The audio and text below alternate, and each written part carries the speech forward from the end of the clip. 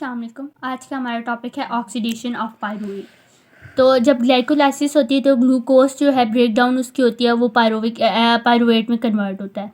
और ये जो होती है साइटोसोल, ये साइटोसोल में जो है इसकी प्रोडक्शन होती है, production of pyruvate in cytosol, oxidation of pyruvate. Because pyruvate is a charged molecule, it must enter the mitochondrion via active transport with the help of the transport protein. क्योंकि ये जो pyruvate है इस पे charge होता है oxygen के ऊपर, नेगेटिव जो साइन नहीं होता, ये पायरुवेट है, इसमें ये ऑक्सीजन के ऊपर चार्ज है। क्योंकि ये चार्ज है तो ये माइटोकॉन्ड्रियन में इंटर होगा, एक्टिव ट्रांसपोर्ट से माइटोकॉन्ड्रिया में इंटर होगा ज़रूर। और जो ट्रांसपोर्ट प्रोटीन होती है वो इसमें मदद करेंगी।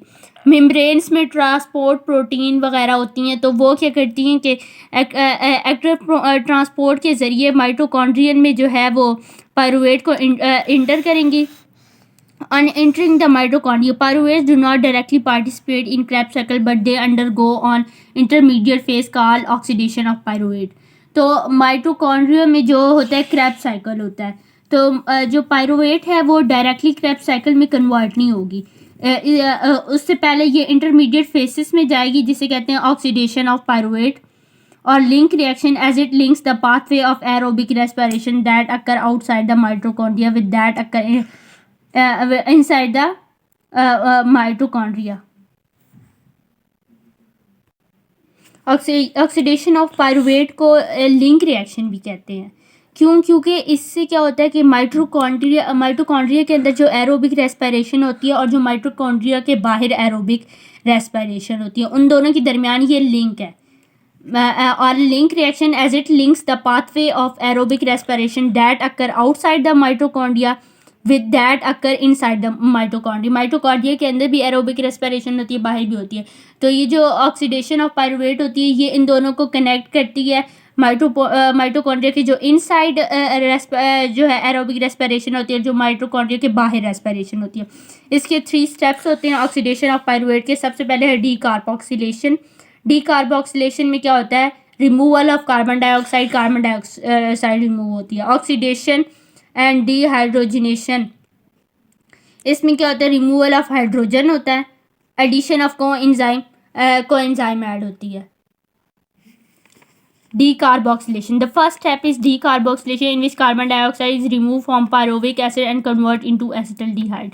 ये पायरुविक एसिड है, इस फर्स्ट स्टेप में क्या होता है, कार्बन डाइऑक्साइड रिमूव होती है। ये कार्बन डाइऑक्साइड रिमूव होगी, H3C डबल बॉन्ड O और ये H बॉन्ड इसके साथ बना रहा है क्योंकि ये रिमूव हो चुकी है। तो पायरुविक एसिड किस में कन्वर्ट हो जाती है, एसिटल्डिहाइड में। नेक्स्ट है oxidation and dehydrogenation. The second step is oxidation dehydrogenation in which NAD removes hydrogen from acetaldehyde to become NAD and acetaldehyde convert into acetyl group. ये एसिटल्डिहाइड ग्रुप है, ये एसिटल्डिहाइड है और ये एसिटल्डिहाइड है। ये पहले कार्बन डाइऑक्साइड रिमूव हो गया, एसिटल्डिहाइड में कन्वर्ट हुआ है।